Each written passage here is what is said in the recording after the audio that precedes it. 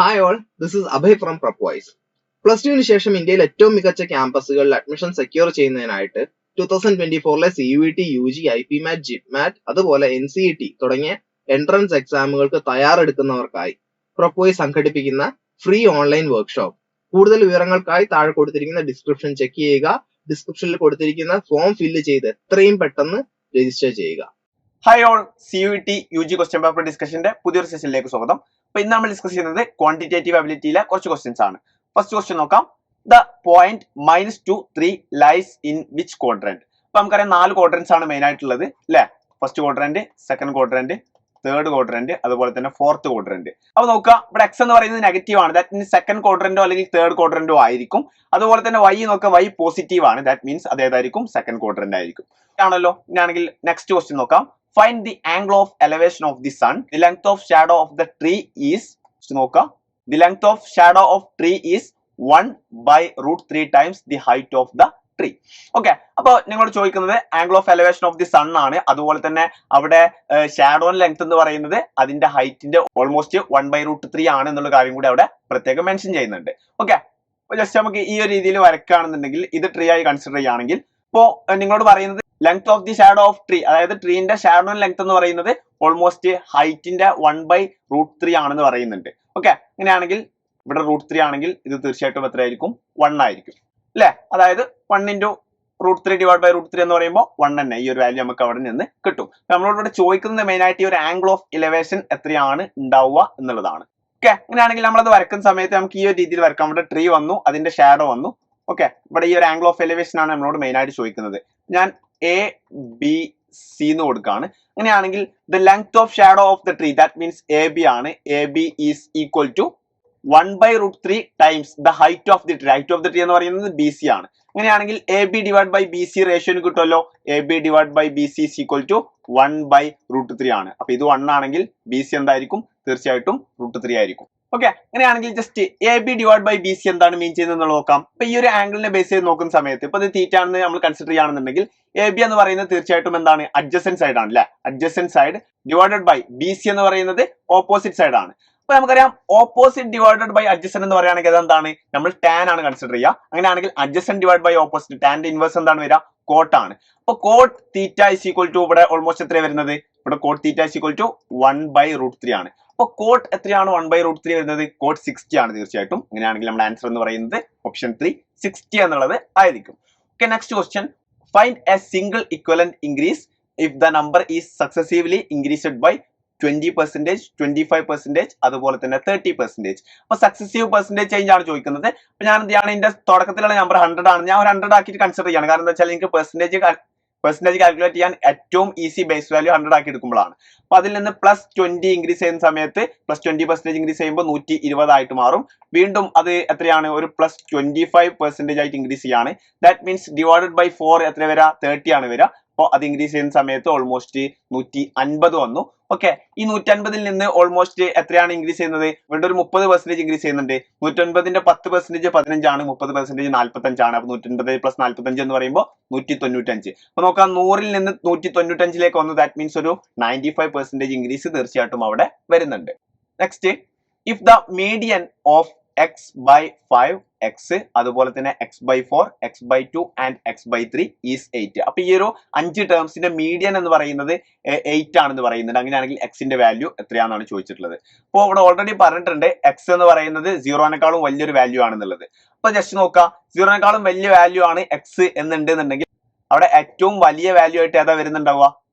അവിടെ ഏറ്റവും വലിയ വാല്യൂ ആയിട്ട് എക്സ് ആണ് വരുന്നുണ്ടാവുക. അപ്പൊ നമ്മൾ ചെറുതിൽ നിന്ന് വലുതിലേക്ക് എടുക്കുക. ചെറുതിൽ നിന്ന് വലുതിലേക്ക് എടുക്കുന്ന സമയത്ത് അവിടെ ഏറ്റവും ചെറിയ വാല്യൂ ആയിട്ട് വരിക x/5 ആണ്. നെക്സ്റ്റ് x/4 വരും. നെക്സ്റ്റ് x/3 വരും. നെക്സ്റ്റ് x/2 വരും. നെക്സ്റ്റ് ഏറ്റവും വലിയ വാല്യൂ ആയിട്ടുള്ള എക്സ് വരും. ഈ രീതിയിലാണ് നമ്മൾ അതിനെ അസെൻഡിങ് ഓർഡറിലോ ഡിസെൻഡിങ് ഓർഡറിലോ ആക്കിയിട്ടാണ് നമ്മൾ മീഡിയം കാണാന്നുള്ളത് നമുക്കറിയാം. അപ്പോ ഈ ഒരു x/3 അല്ലെങ്കിൽ മീഡിയന്റെ വാല്യൂ ആണ് എന്തെന്ന് പറയുന്നത്? 8 എന്ന് പറയുന്നത് ഓൾറെഡി പറഞ്ഞിട്ടുണ്ട്. അങ്ങനെയാണെങ്കിൽ x is equal to 8 × 3 is equal to 24 വരും. ഓക്കെ ആണല്ലോ. Next question. From the figure what is the value of X? ഈ ഒരു ഫിഗറിൽ നിന്ന് എക്സിന്റെ വാല്യൂ എത്രയാണെന്നുള്ളത് വളരെ ഈസി ആയിട്ടുള്ള ക്വസ്റ്റ്യൻ ആണ്. ഇതൊരു സ്ട്രെയിറ്റ് ലൈൻ ആണല്ലേ, ദാറ്റ് മീൻസ് ഈ ഒരു ടോട്ടൽ ആംഗിൾ 180 ഡിഗ്രി ആവണം. ഇതൊരു 120 ആണെന്ന് പറഞ്ഞിട്ടുണ്ട്. അങ്ങനെയാണെങ്കിൽ ഈ ഒരു ആംഗിൾ എത്രയായിരിക്കും? സി എന്ന് പറയുന്നത് 60 ഡിഗ്രി ആയിരിക്കും. അപ്പോൾ ടോട്ടൽ ഈ ഒരു ആംഗിൾ എ ബി സി എന്ന ട്രയാംഗിൾ കൺസിഡർ ചെയ്യുന്ന സമയത്ത് ടോട്ടൽ ആംഗിൾ സം 180 ആണ് വരേണ്ടത്. ഇവിടെ 50 വന്നു, അതുപോലെ തന്നെ 60 വന്നു. ദാറ്റ് മീൻസ് 110 വന്നു. ബാക്കി എത്ര വരാം? 70 ഡിഗ്രി ആണ് വരുന്നുണ്ടാവുക. 70 ഡിഗ്രി ആണല്ലോ. ഓപ്ഷൻ 4 70 ആണ് റൈറ്റ് ആൻസർ ആയിട്ട് വരുന്നുണ്ടാവുക. Next question, a ladder of length 30 meter is leaning against a wall making an angle of 30 degree with the horizontal. Just നോക്കാം, ഇവിടെ ഒരു വോൾ ഉണ്ട് നോക്കാം, ഇവിടെ ഒരു ലാഡർ ഉണ്ട്. ഈ ഒരു ലാഡറിന്റെ ലെങ്ത് ആണ് 30 മീറ്റർ പറയുന്നത്. അതുപോലെ തന്നെ ഇവിടെ angle 30 degree, angle of elevation ഹൊറിസോണ്ടലായിട്ട് മേക്ക് ചെയ്യുന്ന ഒരു ആംഗിൾ എന്ന് പറയുന്നത് 30 ഡിഗ്രി ആണ്. അങ്ങനെയാണെങ്കിൽ the distance between the foot of the ladder and the wall, അതായത് ഇവിടെ മുതൽ ഈ ഒരു വാളിന്റെ താഴെ വരെയുള്ള ലെങ്ത് എത്രയാന്നുള്ളതാണ് ചോദിച്ചിട്ടുള്ളത്. അപ്പൊ ഇത് 90 ആയിരിക്കും. അങ്ങനെയാണെങ്കിൽ ഈ ഒരു ലെങ്ത് 60 ആയിരിക്കും അല്ലെ. അപ്പോ നമുക്ക് റേഷ്യോ അറിയുന്നതാണ് 1:√3:2. അപ്പോ 90ന്റെ ഓപ്പോസിറ്റ് എത്രയാണ്? 30 ആണ്. അങ്ങനെയാണെങ്കിൽ 30ന്റെ ഓപ്പോസിറ്റ് അല്ലെ 2 ബിലോങ്സ് ടു 30 ആണെങ്കിൽ അതിന്റെ പകുതിയാകും തീർച്ചയായിട്ടും 30യുടെ ഓപ്പോസിറ്റ് വരുന്നുണ്ടാവുക. അപ്പൊ 30യുടെ ഓപ്പോസിറ്റ് 15 ആണ് വരുന്നുണ്ടാവുക. അതുപോലെ തന്നെ 60ന്റെ ഓപ്പോസിറ്റ് 1√3, ദാറ്റ് മീൻസ് 15√3 ആണ് വരുന്നുണ്ടാവുക. നമ്മളോട് ചോദിച്ചിട്ടുള്ളത് the distance between foot of the ladder and wall എന്നുള്ളതാണ്. ദാറ്റ് മീൻസ് 15√3 ആയിരിക്കും നമ്മുടെ right answer. Next question, which of the following speed is the least? ഏറ്റവും ചെറിയ സ്പീഡ് ഏതാന്നുള്ളതാണ് ചോദിക്കുന്നത്. അങ്ങനെയാണെങ്കിൽ എല്ലാതും ഒരു യൂണിഫൈഡ് വാല്യൂയിലേക്ക് നമുക്ക് എത്തിച്ചിട്ട് ആ രീതിയിലൊക്കെ നമുക്ക് ചെയ്യാൻ വേണ്ടി പറ്റും. ഫസ്റ്റത്തെ 50 മീറ്റർ പെർ സെക്കൻഡ് ആണ്. ഒരു സെക്കൻഡിൽ 50 മീറ്റർ. ഓക്കെ, നെക്സ്റ്റ് പറയുന്നത് 50 മീറ്റർ പെർ മിനിറ്റ് ആണ്. അങ്ങനെയാണെങ്കിൽ ഒരു സെക്കൻഡിൽ എത്ര ട്രാവൽ ചെയ്യും? 50/60 മീറ്റർ പെർ സെക്കൻഡ്, അല്ലാന്നുണ്ടെങ്കിൽ 5/6 മീറ്റർ പെർ സെക്കൻഡ്. അപ്പൊ തീർച്ചയായിട്ടും ഇതല്ല നമ്മുടെ ആൻസർ എന്ന് മനസ്സിലായി, കാരണം അതിനേക്കാളും ലീസ്റ്റ് വാല്യൂ ആണ് രണ്ടാമത്തെ ഓപ്ഷൻ വരുന്നത്. നെക്സ്റ്റ് വരുന്നത് 70 കിലോമീറ്റർ പെർ ഹവർ ആണ്. അങ്ങനെയാണെങ്കിൽ ആ 70 കിലോമീറ്റർ പെർ ഹവറിനെ എന്തിലേക്ക് മാറ്റാണ്? മീറ്റർ പെർ സെക്കൻഡിലേക്ക് മാറ്റാണ്. ജസ്റ്റ് നോക്കിക്കോ, 7 × 5 35 ആണ്. 350/18. അപ്പൊ ഒരു അപ്രോക്സിമേറ്റ് നമുക്കൊരു 20യുടെ അടുത്ത് 20 മീറ്റർ പെർ സെക്കൻഡ് അടുത്തോട്ട്, ഓക്കെ എന്തായാലും 20 വരൂല, ഓൾമോസ്റ്റ് ആ ഒരു രീതിയിലേക്ക് വരും. ഓക്കെ, അതിനേക്കാളും വളരെ ചുരുങ്ങിയ ഒരു വാല്യൂ 1 മീറ്റർ പെർ സെക്കൻഡിനേക്കാളും താഴെയുള്ള ഒരു വാല്യൂ നമുക്ക് അവിടെ ഉണ്ട്. അപ്പൊ ഇതും നമ്മുടെ ആൻസർ ആയിട്ട് വരില്ല. നെക്സ്റ്റ് പറയുന്നത് 5 കിലോമീറ്റർ പെർ മിനിറ്റ്, ഒരു മിനിറ്റിൽ 5 കിലോമീറ്റർ. അങ്ങനെയാണെങ്കിൽ 60 മിനിറ്റിൽ, അതായത് ഒരു ഹവറിൽ എത്ര ട്രാവൽ ചെയ്യും? 60 × 5, that means 300 kilometre per hour. Okay, ഇവിടെ 70 തന്നെ ചെയ്തിട്ട് നമുക്ക് ഈ ഒരു ലിസ്റ്റിനേക്കാളും മുകളിലാണ്. ദാറ്റ് മീൻസ് നമ്മൾ നോക്കേണ്ട ആവശ്യമില്ല. ഓപ്ഷൻ 2 ആണ് നമ്മുടെ റൈറ്റ് ആൻസർ ആയിട്ട് വരുന്നുണ്ടാവുക. A bag contain 5 black 3 white and 2 red balls. അപ്പോൾ ഒരു ബാഗിൽ എന്ത് ചെയ്യുന്നുണ്ട്? 5 ബ്ലാക്ക് ബോൾസ്, 3 വൈറ്റ് ബോൾസ്, അതുപോലെ തന്നെ 2 റെഡ് ബോൾസ് ഉണ്ട്. 3 balls are drawn in succession. അപ്പോൾ അടുപ്പിച്ച് എന്ത് ചെയ്യാണ്? 3 ബോൾസ് ഡ്രോ ചെയ്യാണ് ആ ഒരു ബാഗിൽ നിന്ന്. അങ്ങനെയാണെങ്കിൽ what is the probability that first ball is red, second ball is black and third ball is white? So what is the probability of first ball is red?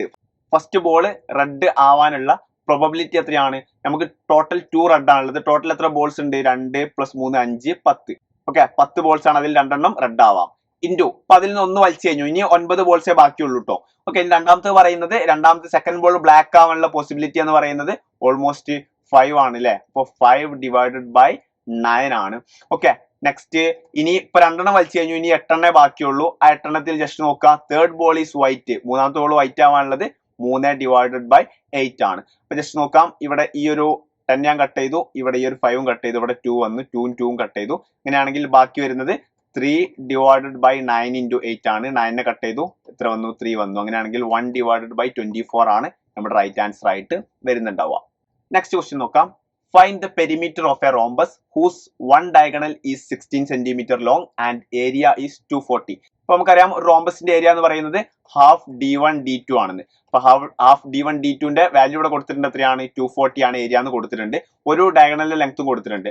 Half × 16 × d2 = 240. Okay, ഇവിടെ രണ്ടും cut ചെയ്യുന്ന സമയത്ത് 8 വന്നു. അങ്ങനെയാണെങ്കിൽ d2 = 30 വരും. Okay, അപ്പൊ just ഒരു rhombus ഞാൻ വരക്കാം. റോംബസിന്റെ ഡയഗണൽസ് ഞാൻ വരക്കുന്നുണ്ട്. ഓക്കെ, ജസ്റ്റ് നോക്കാം. ഈ ഒരു ട്രയാംഗിൾ മാത്രം ഞാൻ കൺസിഡർ ചെയ്യാണ്. ഈ ഒരു ട്രയാംഗിൾ മാത്രം ഞാൻ കൺസിഡർ ചെയ്യുന്ന സമയത്ത് ഈ ഒരു ടോട്ടൽ ഡയഗണലിന്റെ ലെങ്ത് എന്ന് പറയുന്നത് ഫസ്റ്റ് ഡയഗണലിൽ 16 ആണ്. അപ്പൊ ഈ ഒരു ലെങ്ത് എത്രയായിരിക്കും? 16ന്റെ പകുതി 8. ഓക്കെ, ഈ ഒരു ടോട്ടൽ ഡയഗണലിന്റെ ലെങ്ത് 30 ആണ്. അപ്പൊ ഇത് മാത്രം 15 വരും. അങ്ങനെയാണെങ്കിൽ ഹൈപ്പോട്ടന്യൂസ് എന്ന് പറയുന്നത് എന്താണ്? ഈ റോംബസിന്റെ ഒരു സൈഡ് ആണ്. ഒരു റോംബസിന്റെ എല്ലാ സൈഡ്സും എന്തായിരിക്കും ഈക്വൽ ആയിരിക്കും എന്നുള്ള കാര്യം നമുക്ക് അറിയുന്നതാണ്. അങ്ങനെയാണെങ്കിൽ root of 15 square plus 8 square equal to root of 225 plus 64 equal to root of 259 equal to 17. 17 into 4 എന്ന് പറയുമ്പോൾ ഓൾമോസ്റ്റ് 34 ഇൻറ്റു 2 ഓൾമോസ്റ്റ് 68 സെന്റിമീറ്റർ നമ്മുടെ റൈറ്റ് ആൻസർ ആയിട്ട് വരും. Okay, next question. A and B can do a work in 9 days and 12 days respectively. For A യും B യും okay, A 9 days, B എത്രയാണ് 12 days ആണ്.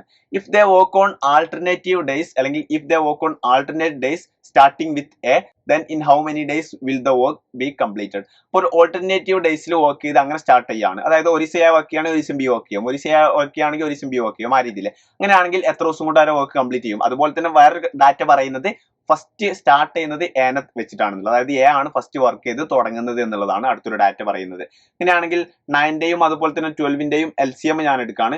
Okay, 9 18 പറ്റൂല, നെക്സ്റ്റ് 27 പറ്റൂല, next 36. Okay, 36 unit ആണ് ടോട്ടൽ വർക്ക് എന്ന് ഞാൻ വിചാരിക്കുകയാണ്. അങ്ങനെയാണെങ്കിൽ എ ഒരു ദിവസം 4 യൂണിറ്റ് ചെയ്യും, ബി ആണെങ്കിൽ ഒരു ദിവസം 3 യൂണിറ്റ് ചെയ്യും. ഓക്കെ, അപ്പൊ ഫസ്റ്റ് ദിവസം എ എന്ത് ചെയ്യാണ്? എ വർക്ക് ചെയ്തു, ദാറ്റ് മീൻസ് 4. ഓക്കെ, നെക്സ്റ്റ് ദിവസം ബി വർക്ക് ചെയ്തു 3, വീണ്ടും എ വർക്ക് ചെയ്തു, വീണ്ടും ബി വർക്ക് ചെയ്തു. അപ്പൊ എത്രയായി? 4 3 7 14ആയി. Next 18 21, next 25 28 32. ഓക്കെ, 32ഉം 35ആയി. അപ്പോ എത്ര ദിവസമായി? 1 2 3 4 5 6 7 8 9 10. 10 ദിവസമായി. 10 ദിവസം കൊണ്ട് 35 യൂണിറ്റ് വർക്ക് കംപ്ലീറ്റ് ചെയ്ത് തീർത്തു. ഇനി എത്ര യൂണിറ്റ് ഉണ്ട്? ഇനി ഒരു യൂണിറ്റ് ആണ് ബാക്കിയുള്ളത്. അടുത്ത ദിവസം വർക്ക് ചെയ്യാനുള്ളത് എ ആണ്. എ ഒരു ദിവസം 4 യൂണിറ്റ് ചെയ്യും. അങ്ങനെയാണെങ്കിൽ ഒരു യൂണിറ്റ് ചെയ്യാൻ വേണ്ടിയിട്ട് അദ്ദേഹത്തിന് 1/4 ഡേയ്സ് ആണ് വേണ്ടത്. ദാറ്റ് മീൻസ് 10 1/4 ഡേയ്സ് ആയിരിക്കും ടോട്ടൽ ആ ഒരു വർക്ക് തീരാൻ വേണ്ടിയിട്ടുള്ള ദിവസം എന്ന് പറയുന്നത്. ഇത്രയൊക്കെയാണ് മെയിൻ ആയിട്ട് നമ്മൾ ഈ ഒരു സെഷനിൽ ഡിസ്കസ് ചെയ്യാൻ വേണ്ടി വിചാരിച്ചിരുന്നത്. ബാക്കി സെഷനുമായിട്ട് നമ്മൾ വീണ്ടും കാണും. ഇതുവരേക്കും ബൈ.